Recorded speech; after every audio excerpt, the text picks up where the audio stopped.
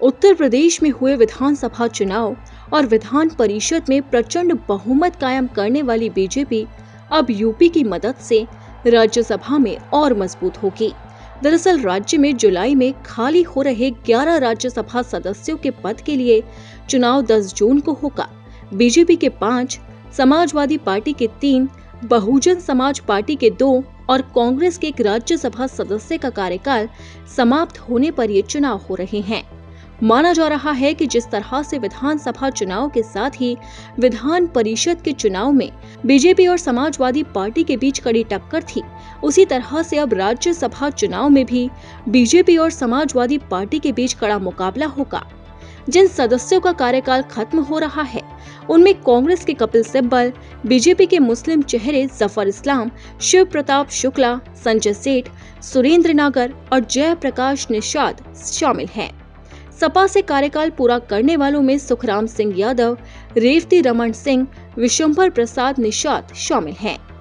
बसपा के सतीश चंद्र मिश्रा और अशोक सिद्धार्थ का कार्यकाल भी समाप्त हो रहा है, इसलिए अब राज्य में अगले महीने राज्यसभा के चुनाव होंगे।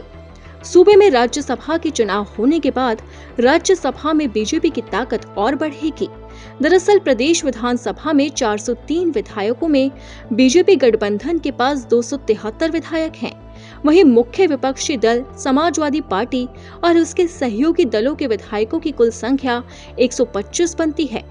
जुलाई में उत्तर प्रदेश से राज्यसभा की जो 11 सीटें खाली हो रही हैं, उनमें से प्रत्येक सीट के लिए कम से कम 37 विधायकों का वोट चाहिए।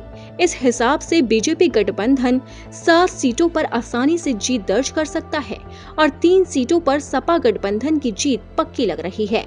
असल मुकाबला 11वीं सीट के लिए होना है, जिसके लिए दोनों ही गठबंधन को बाकी दलों का समर्थन चाहिए।